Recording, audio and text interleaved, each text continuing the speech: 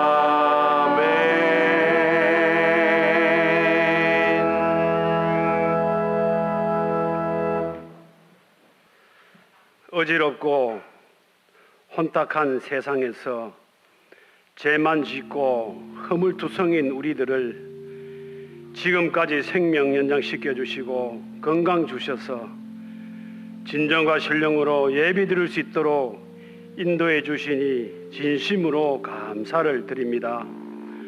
몸과 마음으로 드리는 영적 예배를 홀로 받아 주옵소서.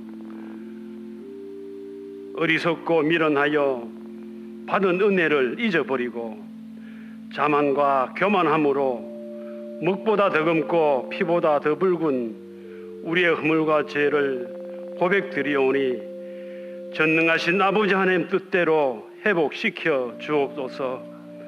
마음 깊은 곳에서 우러나오는 진실된 마음으로 아버지 앞에 왔사오니 대강절 첫 주일 준비하신 말씀 전하실 목사님 능력의 오른손으로 붙잡아 주셔서 하나님께서 나에게 주시는 말씀으로 받는 우리의 심령 속에 심어지는 귀하고 영원히 잘 되는 복된 말씀 되게 하여 주옵소서. 하나님께 값없이 받은 재능으로 찬양 드리시는 주의 종들의 찬양을 홀로 받으시고 지금 바로 이곳에 하나님의 영이 충만히 임재하시는 예배의 자리가 되게 하여 주옵소서. 전에는 죄의 종에서 해방시켜 주셨는데 지금은 문화의 종으로 다시금 종노릇하는 시대임을 전능하신 하나님께서도 알고 계실 줄 믿습니다. 우리들을 주의 백성으로 삼으신 하나님, 문화의 종노릇하지 않도록 은밀한 중에 내 하나님 여호와를 경외하고 신뢰함으로 깊은 영적 만남이 있는 이 예배가 되기를 간절히 빌고 원합니다. 우리의 영혼을 소생시키는 시간, 하나님께 값없이 받은 것 보답하는 시간, 헛된 마음 버리게 하시고 헛된 자리 헛된 길로 가지 않도록 도와주시옵소서. 특별히 원래 우리 각 개인에게 주신 말씀 더도 덜도 말고 말씀대로 이 한 해를 마무리할 수 있도록 남은 기간 주신 힘과 능력으로 후회 없고 하나님만을 영화롭게 해드리는 교회와 성도들이 되도록 도와주시옵소서. 생사화복을 주관하시는 하나님께서 주신 새로운 마음과 새해를 맞이하는 준비하는 남은 기간이 되기를 간절히 원하오니 도와주시옵소서. 각자에게 주신 달란트 하나님께서 받으시는 마음과 뜻과 온 정성을 다해 드리시는 우리 모든 성도가 되게 하여 주옵소서. 선교지에서 수고하시는 선교사님을 기억하여 주시되 홍두석 박창경 선교사님의 영과 육을 만져 속히 회복시켜 주셔서 사명 감당하게 하시옵소서. 특별히 전염병으로 인해 하나님 이름으로 세우신 한국교회가 빛을 잃고 있사오니 그 빛을 회복시킬 수 있도록 지도자들과 감독자들을 친히 간섭하여 주시옵소서. 또한 이 나라 지도자들과 위정자들에게 하나님의 간섭하심이 있기를 간절히 원합니다. 하나님의 공의와 정의가 뿌리 내리는 삼천리 금수강산 되게 하여 주옵소서. 함께하지 못한 성도들 어떠한 형편에 있을지라도 하나님을 바라보고 하나님의 뜻이 이 땅에서 이루어지는 것을 보는 성도들이 되게 하옵소서. 우리들을 위해 눈물과 땀과 피와 물까지 다 쏟으신 예수님 이름으로 감사하며 기도드리옵나이다. 아멘. 오늘 우리에게 주신 하나님 말씀은 사무엘하 16장 5절에서 12절까지 말씀입니다. 사무엘하 16장 5절에서 12절까지 말씀을 제가 받들어 읽겠습니다. 다윗 왕이 바후림의 이름에 거기서 사울의 친족 한 사람이 나오니 게라의 아들이요 이름은 시므이라. 그가 나오면서 계속하여 저주하고 또 다윗과 다윗 왕의 모든 신하들을 향하여 돌을 던지니 그때 모든 백성과 용사들은 다 왕의 좌우에 있었더라. 시므이가 저주하는 가운데 이와 같이 말하니라. 피를 흘린 자여 사악한 자여 가거라 가거라. 사울의 족속의 모든 피를 여호와께서 내게로 돌리셨도다. 그를 이어서 내가 왕이 되었으나 여호와께서 나라를 내 아들 압살롬의 손에 넘기셨도다. 보라, 너는 피를 흘린 자이므로 화를 자초하였느니라 하는지라. 스루야의 아들 아비새가 왕께 여짜오되 이 죽은 개가 어찌 내 주 왕을 저주하리이까? 청하건대 내가 건너가서 그의 머리를 베게 하소서 하니 왕이 이르되 스루야의 아들들아 내가 너희와 무슨 상관이 있느냐? 그가 저주하는 것은 여호와께서 그에게 다윗을 저주하라 하심이니 내가 어찌 그리하였느냐 할 자가 누구겠느냐 하고 또 다윗이 아비새와 모든 신하들에게 이르되 내 몸에서 난 아들도 내 생명을 해하려 하거든 하물며 이 베냐민 사람이랴. 여호와께서 그에게 명령하신 것이니 그가 저주하게 버려두라. 혹시 여호와께서 나의 원통함을 감찰하시리니 오늘 그 저주 때문에 여호와께서 선으로 내게 갚아 주시리라. 아멘.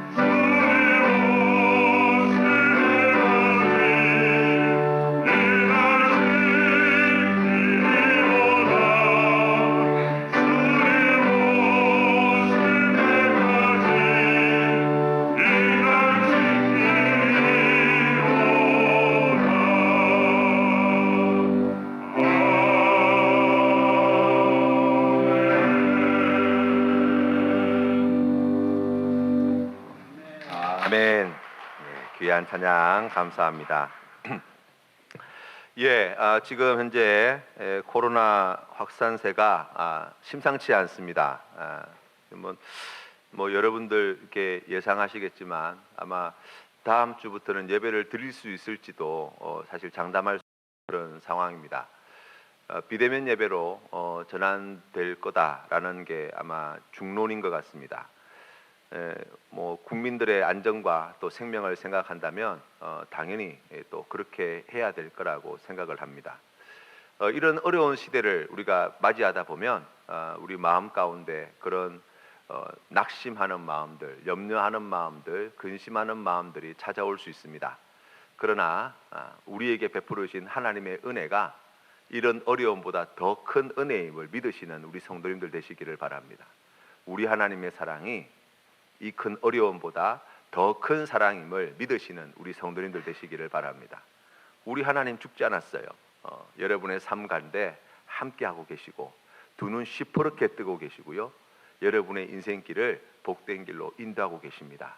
우리가 그 하나님과 함께 우리의 삶 속에서 동행하시는 우리 모든 믿음의 성도님들 다 되시기를 주님의 이름으로 축원합니다. 마라나타라는 제목으로 하나님 말씀 전하겠습니다.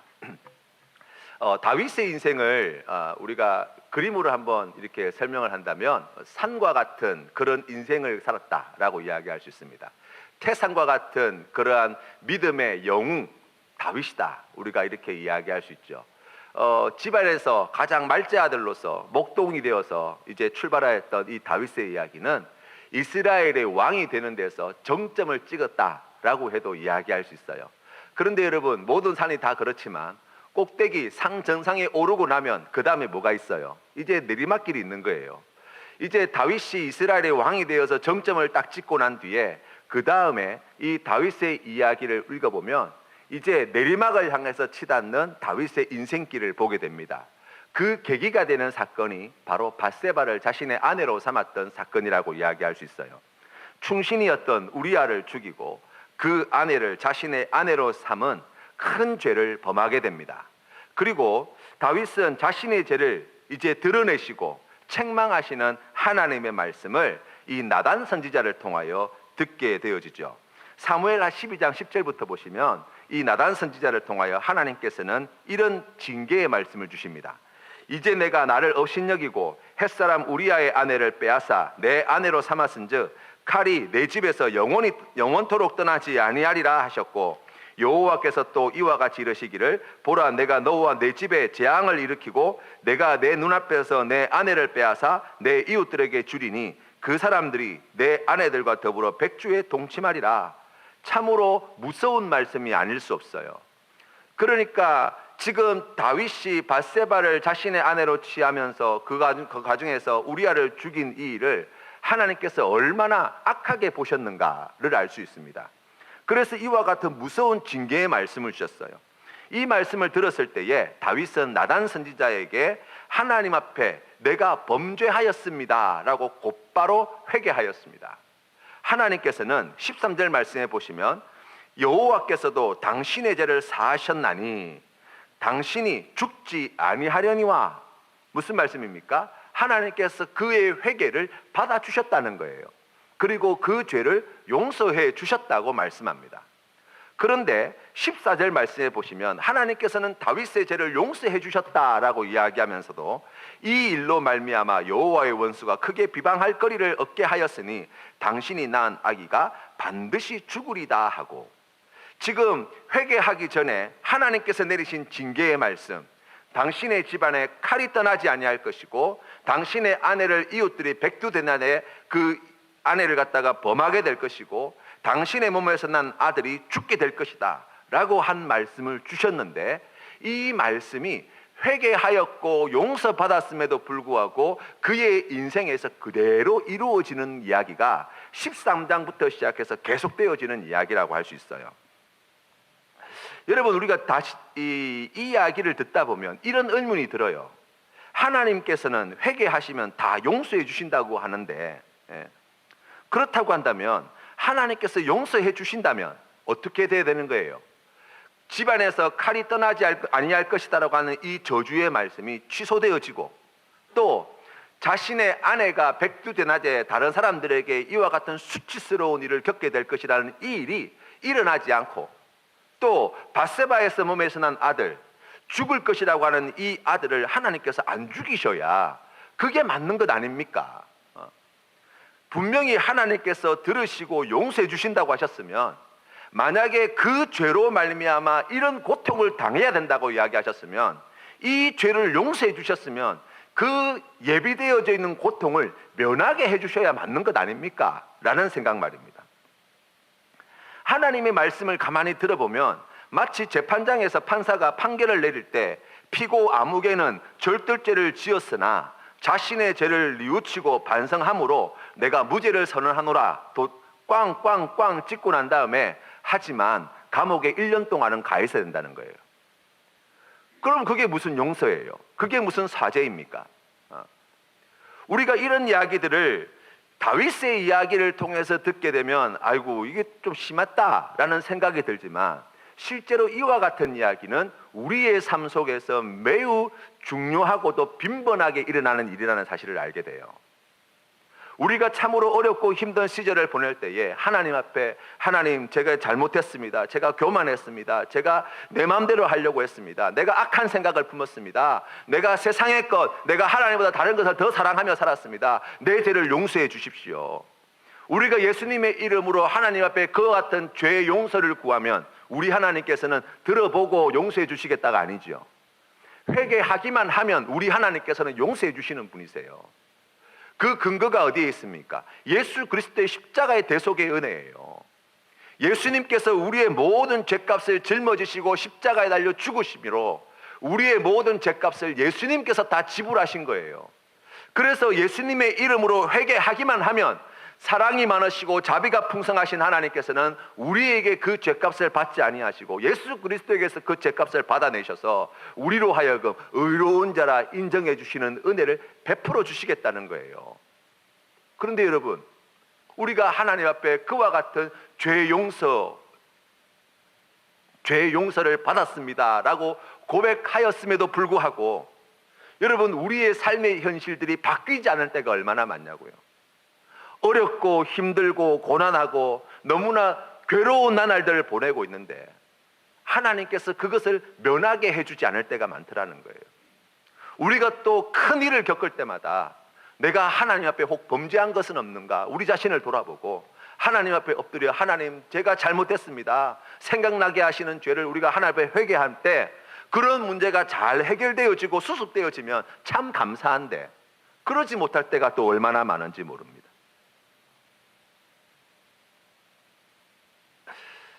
그렇게 용서를 해주었음에도 불구하고 여전히 고통스럽게 하려면 차라리 용서를 안 해줄란다 라고 말씀해 주시는 게 맞지 않냐는 거예요. 네가 그렇게 회개하였지만 용서해 줄 마음이 없다 라고 말씀하셔야, 그래야 이게 말이 되는 이야기 아니냐고요. 왜 하나님께서는 용서해 주신다고 하시고서는 죄 지은 자가 받을 고통을 다 받게 하시냐는 거예요. 죄 지을 자가 받는 고통을 왜 용서해 주셨음에도 불구하고 거두지 않으시냐는 것입니다. 우리 성경 말씀을 보면요, 다윗이 하나님께로부터 이와 같은 용서를 받은 사건 뒤이어서 계속해서 용서의 사건이 이어진다는 걸 볼 수 있어요. 13장부터 시작하여서 이제 그 집안에 하나님께서 말씀하신 대로 비극적인 일들이 계속해서 벌어집니다. 제일 먼저 일어난 사건은 그의 장자였던 암논이 이복 누이였던 다말을 겁탈하는 사건이 벌어져요. 사실 이것은 결코 있어서는 안 되는 이야기예요. 특별히 다윗과 같이 이스라엘의 왕이요 믿음이 아주 훌륭한 사람으로 우리가 알고 있는 그런 집안에서는 이런 일들이 벌어져서는 안 된다고요. 그런데 벌어졌어요. 더욱 놀라운 것은 우리가 성경 말씀을 읽게 되면 이 다윗이 그 모든 일들을 다 알고 난 뒤에 13장 21절 말씀해 보시면 이 다윗이 그 사실을 다 알고 난 뒤에 심히 노하니라 라고 끝이에요. 이스라엘의 왕입니다. 법을 집행해야 될 사람이에요. 법을 바로 세워야 될 책임 있는 사람이에요. 그렇다고 한다면 암논이 그와 같은 죄를 저질렀으면 그 죄의 유무를 판단하고 재판을 받아서 정당한 법 절차에 따라서 그에 상응하는 대가를 치르도록 하는 것이 왕으로서 마땅히 해야 될 일이죠. 그런데 성경 말씀에 보면 다윗은 노하기만 할 뿐 그 장자 암논의 죄를 묻지 않아요. 그리고 세월이 유야무야 그렇게 지나가 버립니다.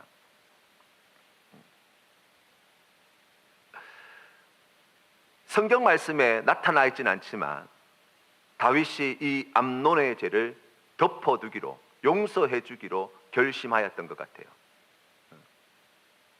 그러나 성경이 우리에게 보여주는 그 결과가 무엇입니까? 그 끔찍한 죄를 저지른 암논을, 사랑하는 아들 암논의 죄를 이 다윗 왕이 그렇게 용서해 주고 넘어갔더니 어떻게 됐다는 거예요? 더 큰 죄악이 그 집안에 들어왔다는 거예요. 그것이 바로 우리가 잘 알고 있는 대로 그의 동생 압살롬이 2년이 지나고 난 뒤에 자신의 집으로 암논을 초대하여서 그 자리에서 암논을 죽이는 비극적인 일들이 벌어졌어요. 압살롬은 형 암논을 죽이고 난 뒤에 외갓집으로 도망을 해버립니다. 거기에서 3년 동안 머물러 있게 되죠. 그리고 거기에 있다가 요압의 주선으로 이제 다시 이스라엘 땅으로 돌아오게 되었습니다. 그런데 다윗 왕은 돌아온 지 2년이 되도록 이 압살롬의 얼굴을 보지 않았어요.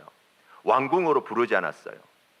그래서 다시 압살롬의 도움을 받아서 이제 왕궁 안으로 들어오게 된 거예요.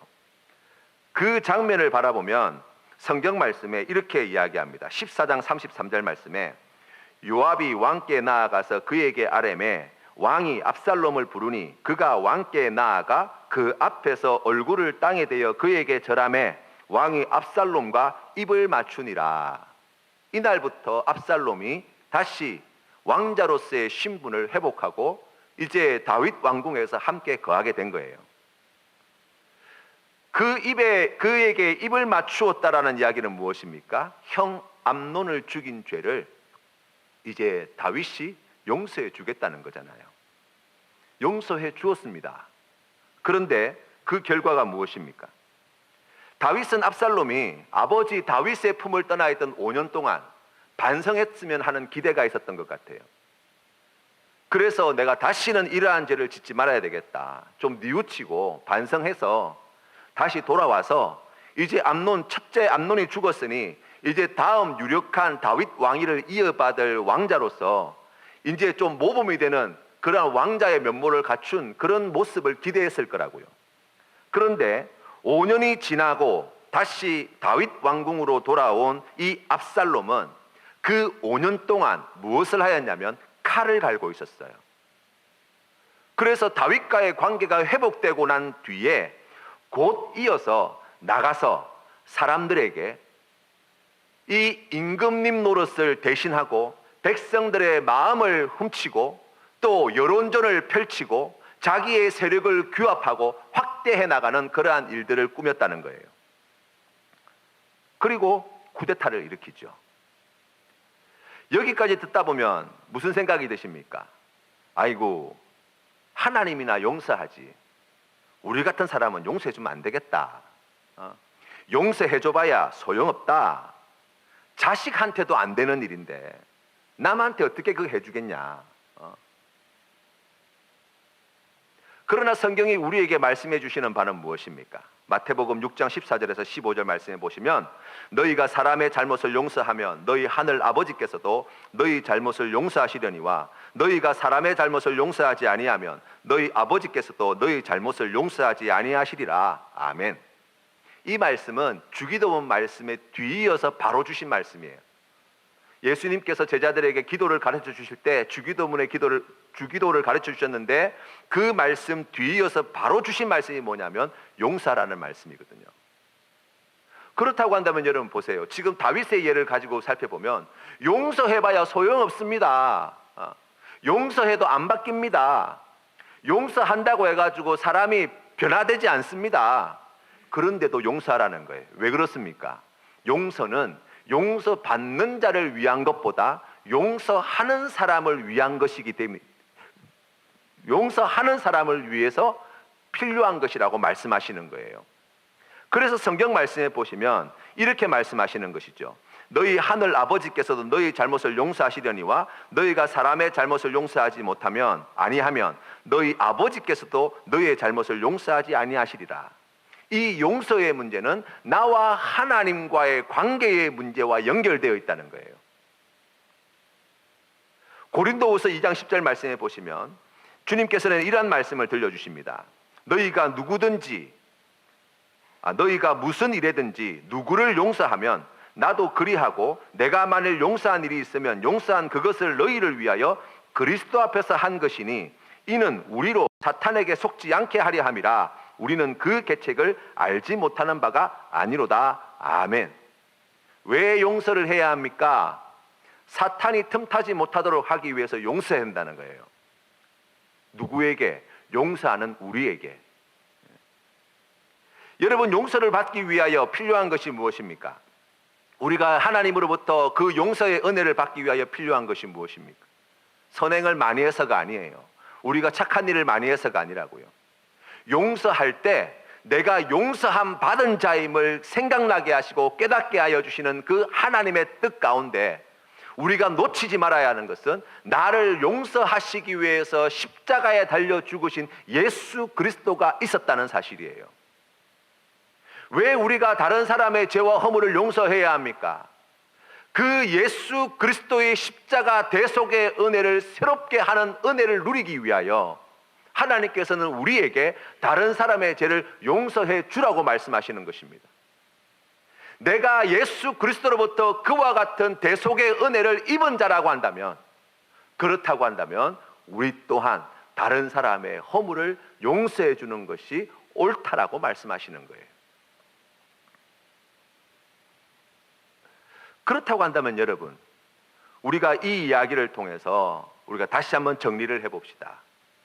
사람의 용서는 그렇기 때문에 불완전할 수 있어요. 내가 나의 친구의 죄를 용서해주고 내가 나에게 해코지한 사람의 죄를 용서해준다고 하여서 그 사람이 바로 되지 않을 수 있습니다. 오히려 더 큰 죄를 저지를 수도 있습니다. 그러한 원치 않는 결과들을 볼 수 있습니다. 그러나 하나님께서 원하시는 것은 무엇입니까? 지금 내 삶의 자리에, 용서해주는 나의 삶의 자리에 우리가 주님 앞에 믿음으로 나아갈 때 용서해 줌으로 말미암아 예수 그리스도께서 나를 위하여 십자가에 달려 죽으신 그 은혜가 얼마나 크고 놀라우신 은혜이며 그 사랑이, 그 놀라운 아버지 하나님의 사랑이 얼마나 큰 사랑인가를 우리가 하나님과의 관계 속에서 새롭게 발견하는 기쁨, 그리하여서 악한 마귀가 우리에게 틈 못하고 하나님께서 기뻐하시는 거룩하고 의로운 믿음의 삶의 자리로 나아가도록 하는 은혜를 누리는 성도가 되라고 말씀하시는 것입니다. 시편 99편 8절 말씀에 보시면 하나님께서는 이와 같은 음성을 들려주십니다. 여호와 우리 하나님이여, 주께서는 그들에게 응답하셨고 그들의 행한 대로 갚기는 하셨으나 그들을 용서하신 하나님이시니다.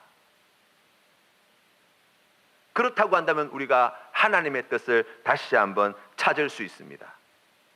아니, 용서하신다고 하면서 왜 그의 행위대로 또한 갚으십니까? 용서하신다고 하면서 왜 그런 저주를, 그런 징계를 거두지 아니하십니까? 하나님께서는 우리를 용서해 주실 때 우리의 부족함을 꾸짖지 않으시고 우리의 부족함과 악함과 미련함과 연약함과 또 우리의 추함과 부끄러운 그것을 하나님의 것으로 채워주시기를 원하신다는 거예요. 우리 하나님의 선하신 것으로, 우리 하나님의 거룩하신 것으로, 우리 하나님께 주시는 은혜로 채워주시기를 원하신다는 것입니다.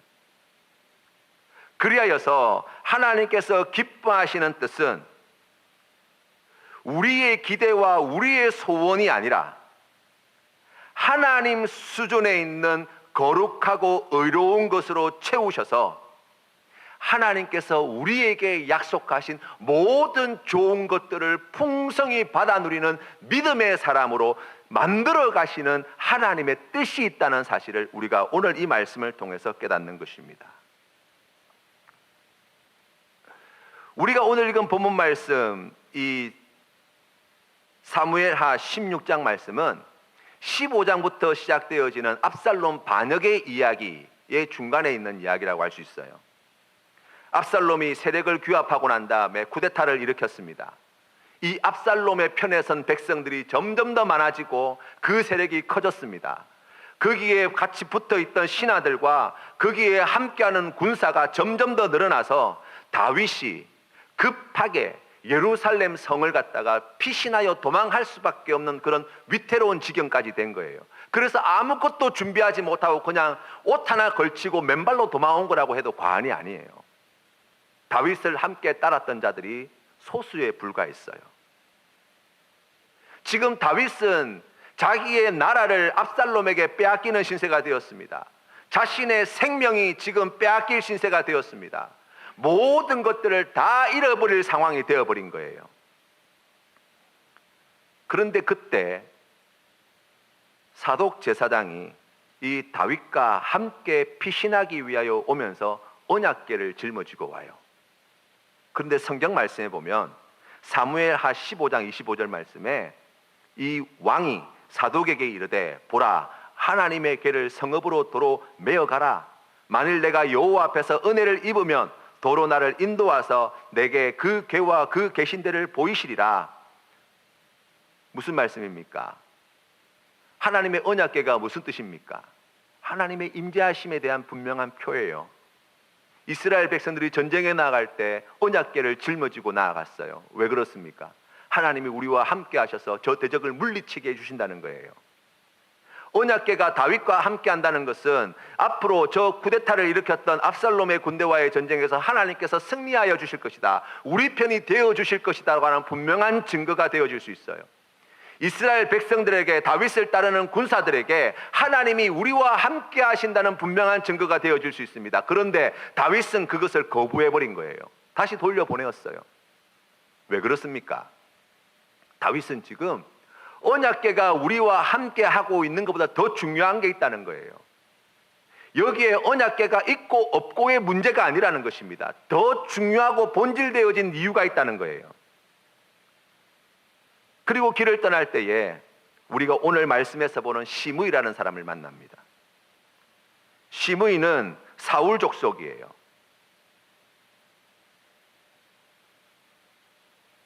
게라의 아들 시므이가 다윗이 피신하는 장면을 보고 쫓아다니며 돌을 던지며 그를 저주합니다.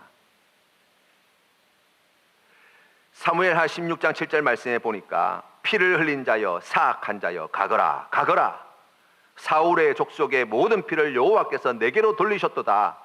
그를 이어서 내가 왕이 되었으나 여호와께서 나라를 내 아들 압살롬의 손에 넘기셨도다.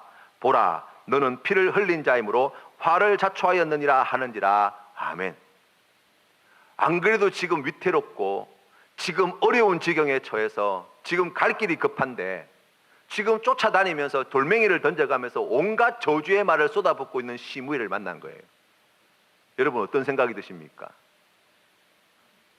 마음속에 분노와 미워하는 마음들이 왜 안 들었겠어요? 왜 제거해버리고 싶지 않았겠습니까? 왜 죽이고 싶지 않았겠어요? 자기 말 한마디면 아비새가 쫓아가가지고 그 목을 따올 텐데 지금 이 지경이 되어서 도망하고 있는 자기를 저렇게 저주하고 손가락질하는 저 시므이, 저거 하나쯤은 아무것도 아닌데 눈에 가시와도 같은 이 시므이를 제거해버리는 것이 나에게 더 나은 인생이라고 말할 수 있을 텐데 다윗은 그것을 또 포기해요.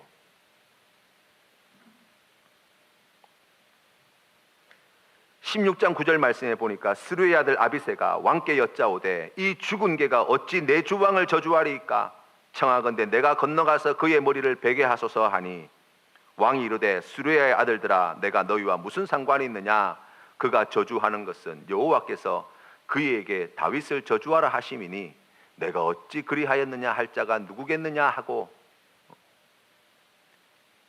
오히려 죽이겠다고, 대신 죽여주겠다고 나서는 이 아비새의 도움의 손길을 거부하고, 그리고 시므이를 제거하는 일 또한 거부하는 다윗의 모습을 봅니다.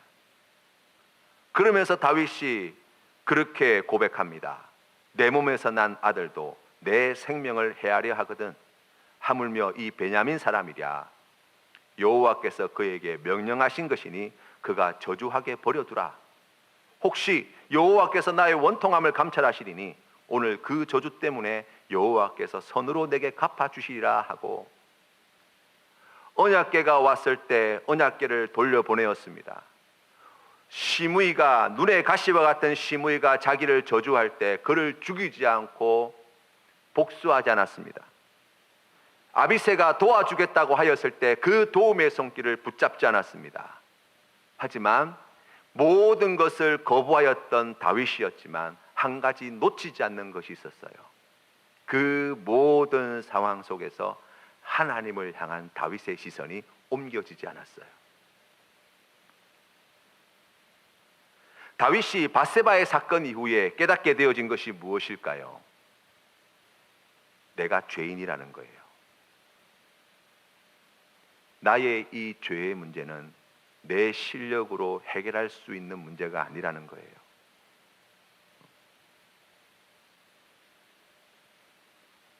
그 죄는 내 능력으로 막을 수 있는 것도 아니라는 거예요.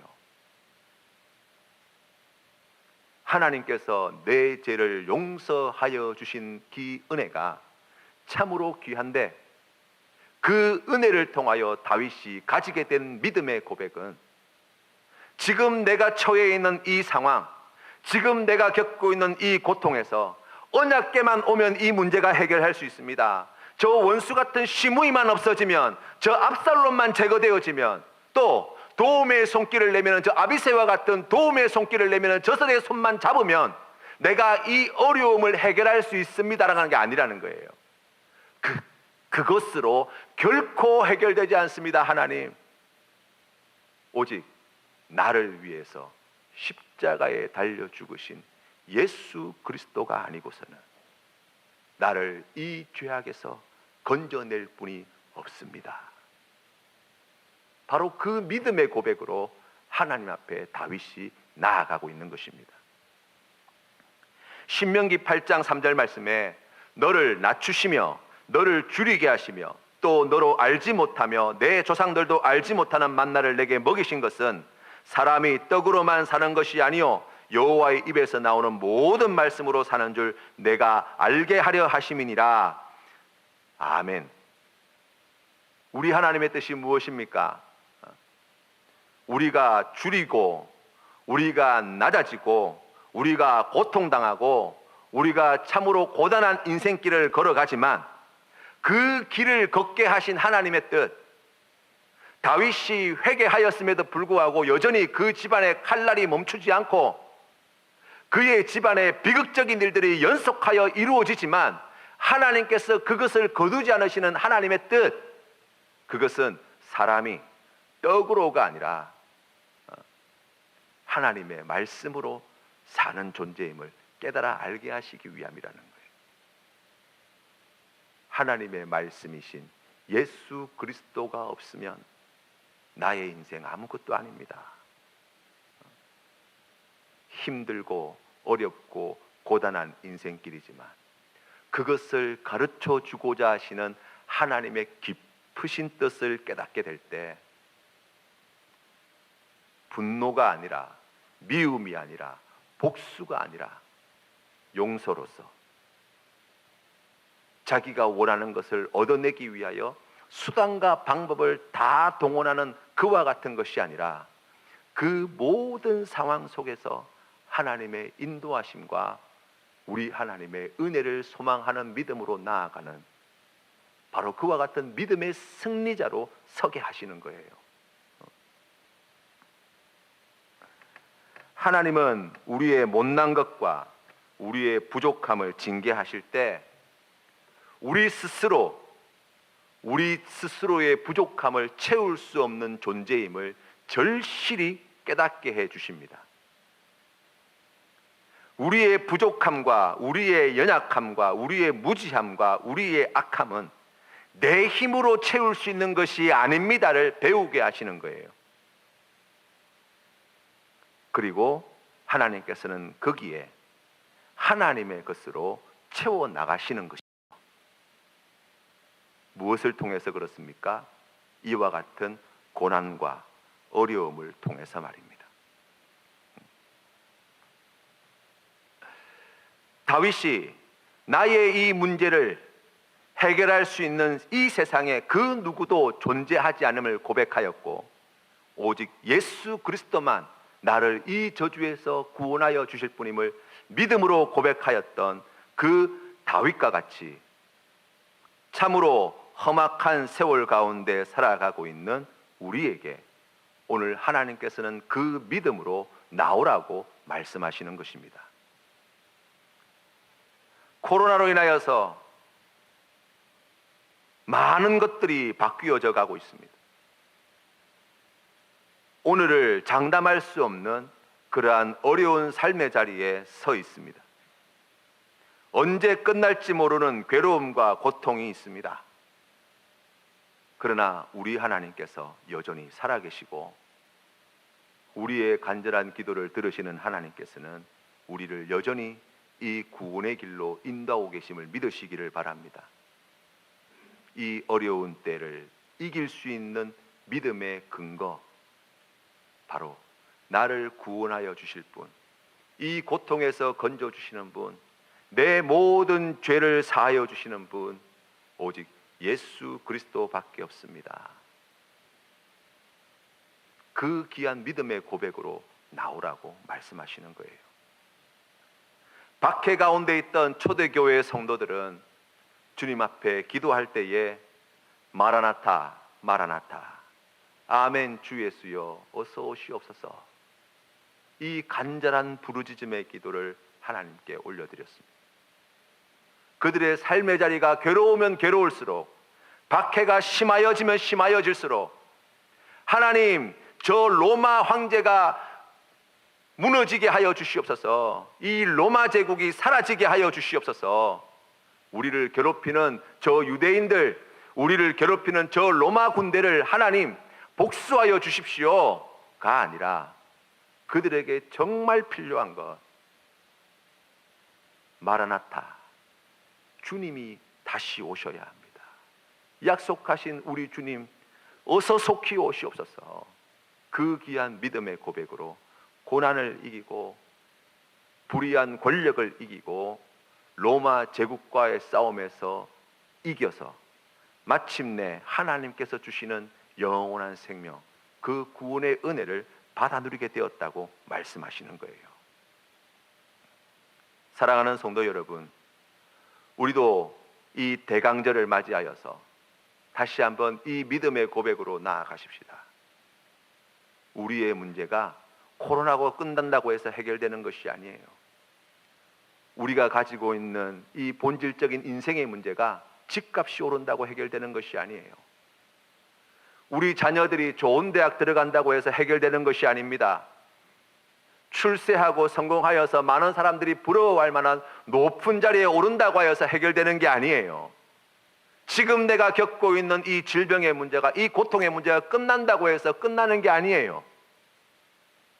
오직 하나, 우리를 그 모든 수렁에서, 죄악에서 건져주실 예수 그리스도께서 다시 이 땅에 오실 때 우리 주님께서 약속하신 그 귀한 영생의 삶을, 그 아름다운 천국을 우리가 받아 누리게 될 때, 아버지 하나님의 품에 안기게 될 바로 그때 우리가 마침내 비로소 그 모든 죄와 그 모든 어둠의 권세와 그 모든 고통에서 구원함을 받게 됨을 깨닫게 되는 거예요.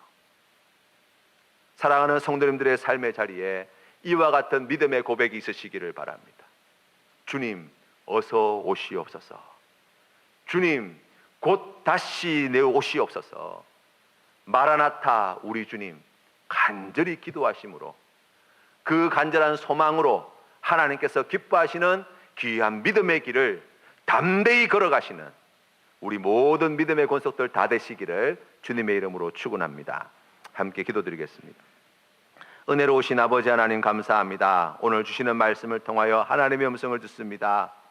마라나타 우리 주님 어서 오시옵소서. 우리를 이 고난에서, 이 혼란에서, 이 죄악에서 건져주실 분이 세상의 권력에 있지 않고 세상의 사람에 있지 않고 오직 우리를 구원하실 예수 그리스도에게 있음을 믿음으로 고백하오니 주님이 오셔야 이 고난이, 고통이, 눈물이, 이 죽음이, 죽음에서 구원받을 수 있음을 우리가 믿사오니 주님, 이 귀한 믿음의 고백으로 날마다 주님께 가까이 나아가는 우리 모든 성도님들 되게 하여 주시옵소서. 그리하여서 마침내 아버지 하나님 품에서 우리 주님 다시 오시는 그날 주님께서 약속하신 그 모든 좋은 것들을 받아 누리는 그곳에서 하나님 앞에 감사 찬송 영광 올려드리는 우리 귀한 성도님들 되게 하시고 이 귀한 믿음의 고백으로 오늘 우리의 삶의 자리에 고난이 많고 눈물이 많고 우리의 죄악이 넘쳐나는 세상 속에서도 하나님께서 기뻐하시는 거룩한 길을 걸어가는 믿음의 성도님들 되게 하여 주옵소서. 이제는 우리 주 예수 그리스도의 크신 은혜와 아버지 하나님의 영원하신 사랑과 성령 하나님의 교제하심이 오늘 주시는 말씀 마음에 새겨 마라나타 우리 주님 어서 오시옵소서. 이 귀한 믿음의 고백으로 살겠습니다 다시금 결단하며 나아가는 고개 숙인 주의 백성들 머리 위에 이제로부터 영원토록 함께 하시기를 간절히 축원하옵나이다. 아멘.